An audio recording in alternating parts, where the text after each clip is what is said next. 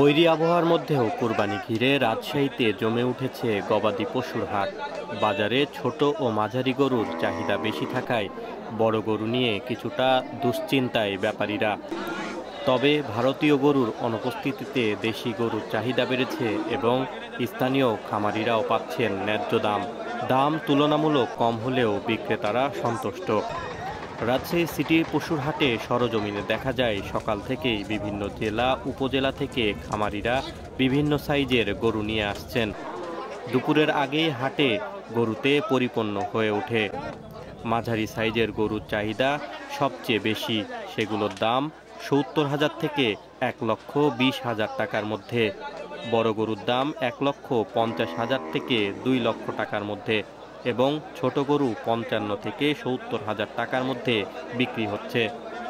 স্থানীয় খামারি ও ব্যবসায়ীরা জানিয়েছেন, ভারতীয় গরু না আসায় দেশি গরুর চাহিদা বেড়েছে, যদিও ক্রেতা কিছুটা কম, তবে দামও তুলনামূলকভাবে সহনীয়। আমরা গরু এসে বসে আছি, বাজার খারাপ তো, বেচা কেনা নাই। কিন্তু এখানে অ্যাকচুয়ালি দেখতে পাচ্ছি যে আপনার ক্রেতার চাইতে গরুর সংখ্যা বেশি ভাই। গ্রাহকেরা মেজরিটি পার্সেন্ট ২০০ নিচে, ২০০ নিচে, এটা ১৫০ থেকে ২০০ নিচে গরুগুলো একটু বেশি বেচা বিক্রি হচ্ছে। খামারিরা বলছেন লাভ কম হলেও লোকসান হচ্ছে না। অন্যদিকে ক্রেতারা আগেভাগেই গরু কিনে নিয়েছেন, কারণ ঈদ কাছে আসলেই দাম বাড়তে পারে বলে আশঙ্কা করছেন। এবছর রাজশাহীতে ৩,৮১,০০০ কুরবানির পশুর চাহিদার বিপরীতে ৪,৭৩,০০০ কুরবানির পশু প্রস্তুত রয়েছে। ব্যাপারীদের হাতে ঘুরে উদ্বৃত্ত ৯১,০০০ কুরবানির পশু দেশের বিভিন্ন প্রান্তে চলে যাচ্ছে। হাটের নিরাপত্তা নিশ্চিত করতে র্যাবের টহল জোরদার করা হয়েছে, পাশাপাশি চাঁদাবাজি বন্ধে তৎপর থাকার কথা জানায় র্যাব 5-এর অধিনায়ক লেফটেন্যান্ট কর্নেল মাসুদ পারভেজ।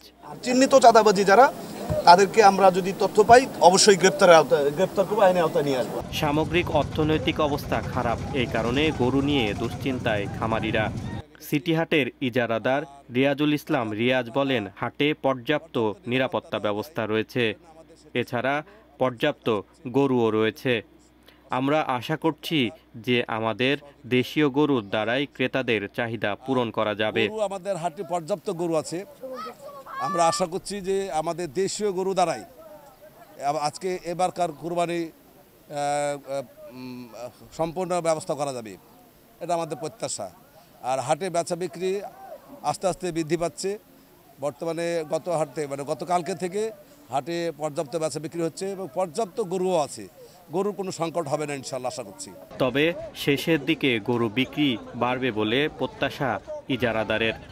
আশিকুর রহমান, প্রিয়জন টিভি, রাজশাহী।